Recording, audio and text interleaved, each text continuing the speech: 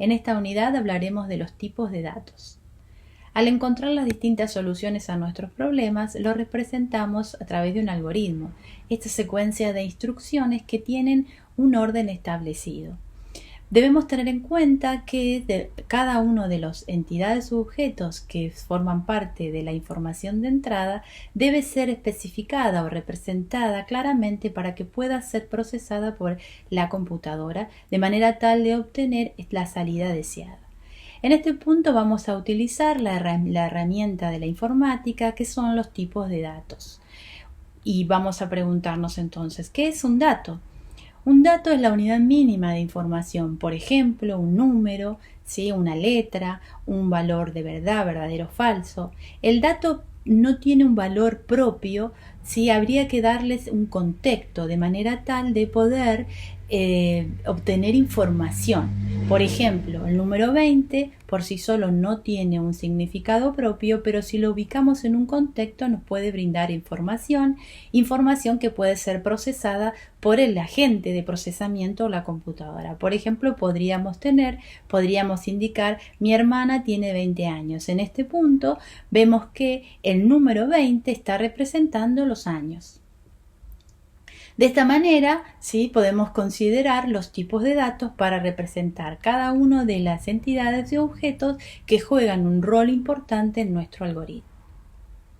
Entonces hablamos de los tipos de datos que nos van a permitir representar la información que deseamos procesar con este algoritmo para obtener la solución deseada. Como vemos en el gráfico, podemos ver que el tipo de información que vamos a manipular con los distintos algoritmos puede variar. Esto va a depender del tipo de problema que estamos queriendo resolver.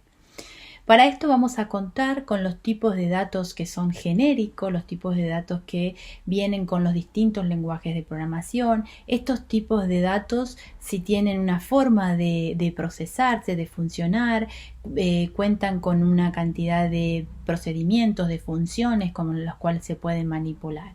Entre los tipos de datos predefinidos vamos a tener los tipos numéricos. Estos tipos numéricos pueden variar, pueden ser números enteros, ¿sí? Estos números que representan valores sin coma. También podemos tener los números reales, ¿sí? Que van a representar obviamente valores con coma, con decimales. Por otro lado, tenemos entre los tipos de datos predefinidos lo que son los tipos alfanuméricos. Los tipos alfanuméricos representan esa información, ¿sí? Que cuenta con números y letras. Por ejemplo, una dirección. Si queremos representar una dirección, sabemos que una dirección típicamente es el nombre de la calle con el número. Entonces, ¿cómo podemos representar esa información? Utilizando el tipo alfanumérico. También tenemos lo que son los tipos lógicos. Los tipos lógicos nos van a devolver un valor de verdad, es decir, un valor verdadero o falso. En algunos lenguajes también podemos representarlo con valores enteros, 1 para verdadero, 0 para falso, y esto nos va a permitir evaluar muchas condiciones en nuestros algoritmos. Por otro lado, tenemos los tipos de datos predefinidos por el programador.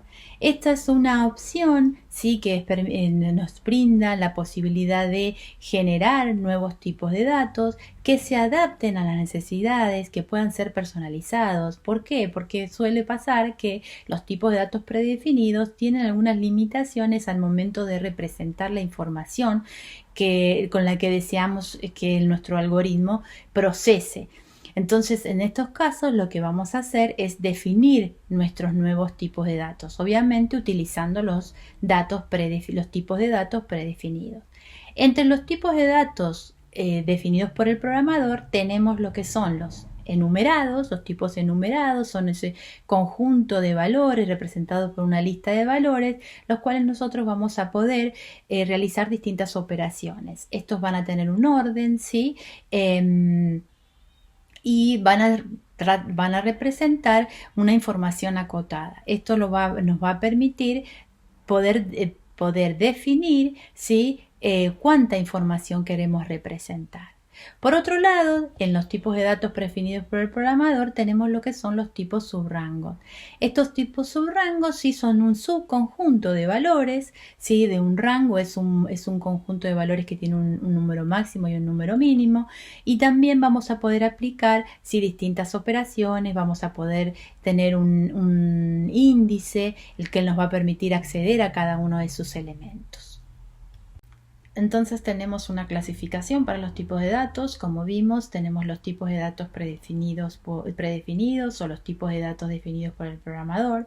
En cuanto a los tipos de datos predefinidos, sabemos que son ese conjunto de valores establecidos que proveen operaciones para su uso, ¿sí? Entre los tipos de datos se los identifica como dato simple, indivisible o atómico, por ejemplo, un número entero, un número real, ¿sí? Un valor alfanumérico. En general son datos ordinales, por ejemplo, número 20.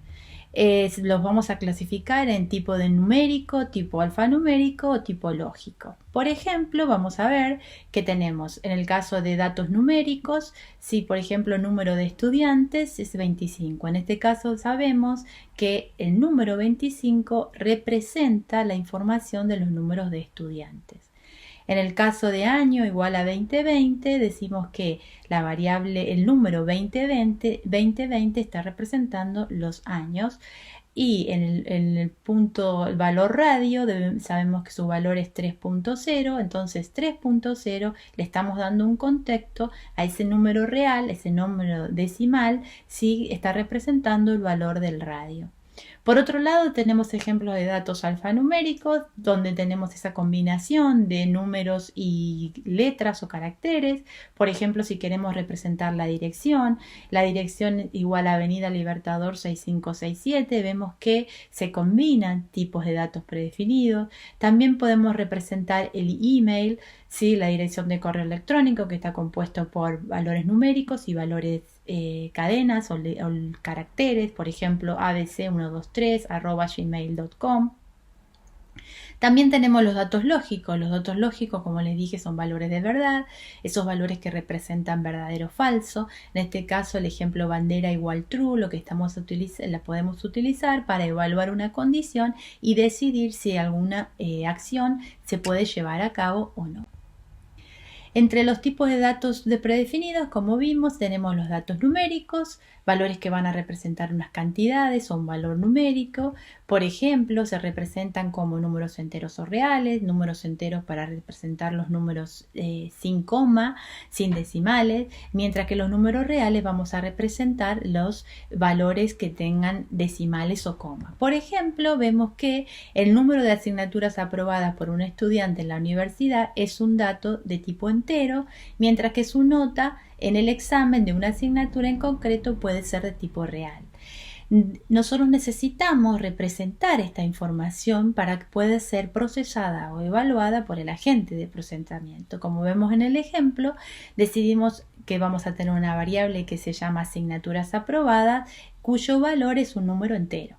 Mientras que tenemos otra variable, notas del examen fundamentos de programación, igual a 7,5, fíjense que tiene un valor que es un valor con decimales. Entonces este valor lo vamos a representar con el tipo de datos real. En cuanto a los tipos numéricos, sí podemos decir que son números completos, no van a tener una parte fraccionaria, una parte decimal. Pueden ser positivos o negativos, se usan para declarar variables cuyo valor es entero, no se puede fraccionar. En pseudocódigo podemos decir que una variable, declarar variables de tipo entero utilizando la palabra reservada entero. Cuando nosotros tenemos información, por ejemplo, como indica la figura, ¿sí? Tenemos un conjunto de autos y necesitamos representar esta información. Por lo tanto, en esto decidimos que vamos a utilizar un tipo de dato entero. O debemos representar cuántas personas trabajan en una oficina, entonces en este punto vamos a utilizar un tipo numérico para representar esta información, un tipo entero. En la computadora, sí, el tipo entero se puede representar de varios valores, tomando varios tipos de datos. Puede ser byte, sí, short, int, long. Dependiendo del tipo de dato que utilizamos, va a ser la cantidad de memoria que se va a utilizar al momento de declarar una variable. En cuanto al tipo numérico real, por otro lado, ¿sí? Va a permitir poder representar estas partes decimales, estos valores que tengan parte decimal. Puede ser positivos o negativos. Un dato de este tipo puede tomar cualquier valor del conjunto de los números reales. ¿Sí? Puede contener valores enteros también. Recordemos que por matemática que los reales contienen los valores enteros. Para indicarlo en pseudocódigo, para indicar que una variable se declara de tipo real, ¿sí? Utilizamos la palabra reservada real. Por ejemplo, tipos de información que podemos representar con este tipo de datos sería la estatura de persona, dinero, ¿sí? El peso. Todo esto es un tipo de información se puede representar con este tipo de numérico real. En la computadora, el tipo numérico real se puede representar con float o double. Dependiendo del tipo que seleccionemos, va a ser la cantidad de memoria que se va a reservar en memoria cada vez que nosotros declaremos una variable del tipo real. Por otro lado, tenemos los tipos alfanuméricos. Los tipos alfanuméricos sí van a ser esos valores que representan información textual, ¿sí? No tienen valor alguno para efectos numéricos, son delimitados por apóstrofes o comillas dobles, la manera de indicarle a la computadora que estamos representando una información alfanumérica utilizando las comillas dobles o a veces, dependiendo del lenguaje de programación, podría ser las comillas simples. Se clasifican en tipo carácter o tipo cadena. Tipo carácter, por ejemplo, una letra, ¿sí? Un número podría ser. Tipo cadena, ¿sí? Es el conjunto de caracteres. Por ejemplo, vamos a ver que tenemos los caracteres alfabéticos, A, B, C, Z, en mayúscula o minúscula. No es lo mismo la A mayúscula que la A minúscula. En los lenguajes de programación siempre existe esta diferencia. Después tenemos los caracteres numéricos. Si aunque representan un número, un valor numérico, al nosotros utilizar las comillas para representarlos, estamos diciendo que eso es un valor alfanumérico. No vamos a poder realizar, por ejemplo, operaciones matemáticas con esto. También tenemos los caracteres especiales como la suma, el producto, el símbolo de mayor o menor. Todos estos representan, ¿sí? Valores alfanuméricos. En cuanto al tipo carácter, ¿sí? Eso es ese dato que va a representar el carácter que puede entender la computadora. ¿Sí? Son delimitados por comillas simples o dobles. Y en pseudocódigo lo podemos representar, podemos declarar una variable como de tipo carácter utilizando la palabra reservada carácter. En este punto vamos a hablar de lo que es el código ASCII. El código ASCII nos muestra si todos los caracteres que son entendidos, que puede entender la computadora.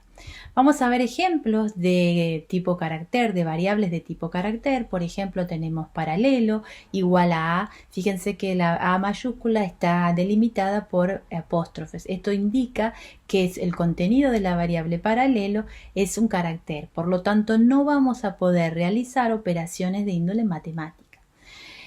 En el caso de la variable opción, ¿sí? Fíjense que tiene un valor 1, es un número entero, pero como está delimitado por apóstrofes, estamos indicando que la variable opción es de tipo carácter. De nuevo, no vamos a poder utilizar esta variable para realizar operaciones matemáticas dentro de nuestro algoritmo. Por último tenemos la variable sexo, que puede ser un femenino o masculino. De nuevo, fíjense que el valor que contiene está delimitado por apóstrofes y es la manera de indicar que lo que estamos asignando es un carácter.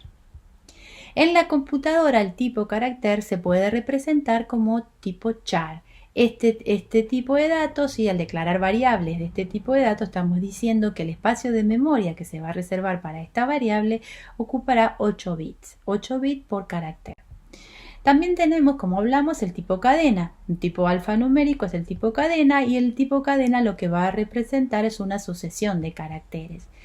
Está delimitada por comilla simple o comilla doble, dependiendo del tipo de lenguaje que utilicemos. La longitud de una cadena va a ser el número de caracteres que contiene. Para poder indicar en pseudocódigo que una variable es de tipo cadena, sí vamos a utilizar la palabra reservada cadena. Por ejemplo, vamos a ver un ejemplo, tenemos la información de que el título de un libro y el nombre de su autor son datos de tipo cadena. ¿Por qué? El título de un libro sí suele contener un conjunto de caracteres. Entonces, por ejemplo, tenemos en este caso la variable título, cuyo valor es Confesiones de una máscara.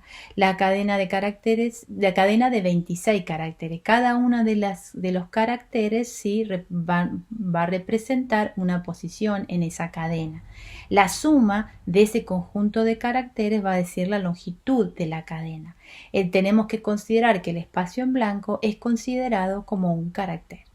Por otro lado tenemos la variable autor, ¿sí? Fíjense que su valor es Yukio Mishima, está encerrada entre apóstrofes, entonces estamos diciendo que lo que vamos a asignar a ese autor es una cadena de caracteres, por lo tanto la variable autor es de tipo cadena, la longitud de esa cadena en este caso es de 13 caracteres, considerando siempre el espacio en blanco como un carácter. Por último, en cuanto a los tipos de datos predefinidos, tenemos los tipos lógicos. Los tipos lógicos es un dato que se puede solo representar como verdadero o falso. Lo utilizamos para verificar las alternativas a condiciones y esto nos va a permitir decidir qué operación realizar en un determinado momento. Para decir que una variable, para declarar una variable en nuestro algoritmo como lógica, lo que vamos a utilizar es la palabra reservada lógico. Por ejemplo, sí, vamos a tener los ejemplos 3 es mayor que 2, fíjense que en este caso debemos verdadero, también se puede representar en la computadora como 1 o 0, 1 para verdadero, 0 para falso. En el segundo caso decimos 7 es mayor que 9, en este caso es falso, también se puede representar como un 0. Podemos representar ¿sí? La información de encendido o apagado, encendido con 1 o apagado con 0. Lo que estamos diciendo es encendido verdadero o apagado falso. Podemos representar la información de sí o no, o activado o no activado. En la computadora, este tipo lógico se representa con el tipo de dato booleano, boolean, es decir, que cada vez que representamos o que declaramos una variable de este tipo, estamos reservando en memoria que ocupa 8 bits.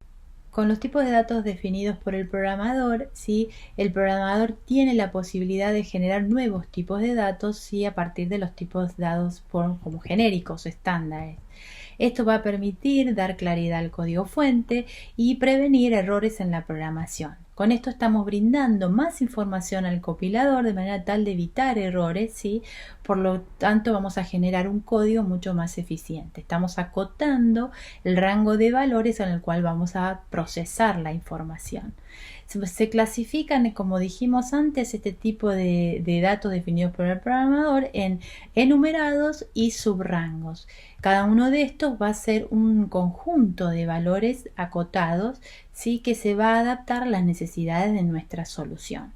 Por ejemplo, de enumerados tenemos estaciones donde podemos indicar que las estaciones que queremos representar, que necesitamos representar en la solución, podrían ser primavera, verano, invierno, como una lista de valores a los cuales vamos a poder acceder para trabajar con esta información, para procesar esa información. Lo mismo tenemos el ejemplo de cartas. Si las cartas que vamos a considerar en nuestra representación serían oros, copas, espadas, bastos, o el sexo, queremos representar esta información solo con mujer y hombre, 2 valores posibles. El clima, podríamos decir frío, calor, húmedo, seco, de manera tal que poder trabajar con esta información en nuestra solución.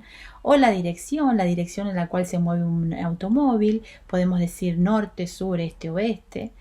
También tenemos los subrangos, ejemplos de valores de subrangos son conjuntos limitados, ¿sí? Fíjense que tiene un valor máximo y un valor mínimo.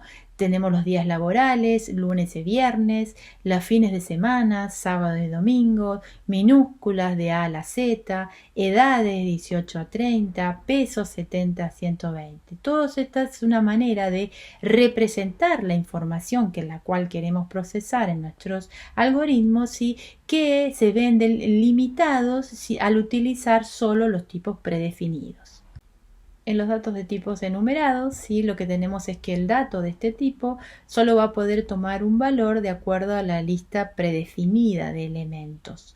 Por ejemplo, en el caso del color de un semáforo, si definimos una lista que contiene los elementos rojo, verde, amarillo, si entonces acá si declaramos una variable de tipo enumerado, solo va a poder contener el valor rojo, verde o amarillo. Lo mismo sucede en el caso de los días de la semana.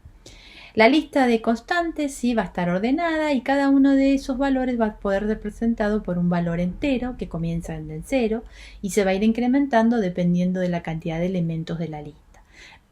Pero también podríamos predefinir ese valor, cómo podría ser representado como un valor entero. En el caso del ejemplo vemos que tenemos color de semáforo donde rojo es igual a -1, verde y amarillo. Por lo tanto, en este caso podríamos representar esta información con el conjunto de valores enteros -1, 0 y 1, donde -1 representa el valor rojo, 0 va a representar el valor verde y amarillo representa el valor 1. Cuando hablamos de los datos de tipo subrango, sí estamos diciendo que cuando declaremos una variable de este tipo, esta variable solo va a poder contener un elemento que pertenezca al rango definido previamente. Podemos decir que esto es un subconjunto, ¿sí?, de valores de un rango. ¿Cómo definimos un rango? El rango lo vamos a definir como que contiene un valor mínimo y un valor máximo. Por ejemplo, vamos a ver que podemos definir nuevos tipos, le vamos a tener que indicar un nombre nuevo y el tipo de datos. En este caso vamos a usar subrango de enteros. Por ejemplo, usamos un subrango de enteros, ¿sí?, donde vamos a declarar la variable mes de 1 a 31. Fíjense que el valor mínimo es 1, el valor máximo es 31.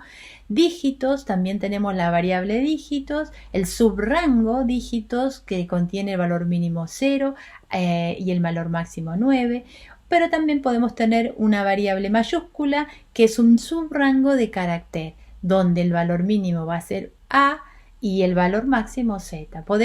Las variables de tipo subrango van a contener un valor, ¿sí?, establecido en este rango.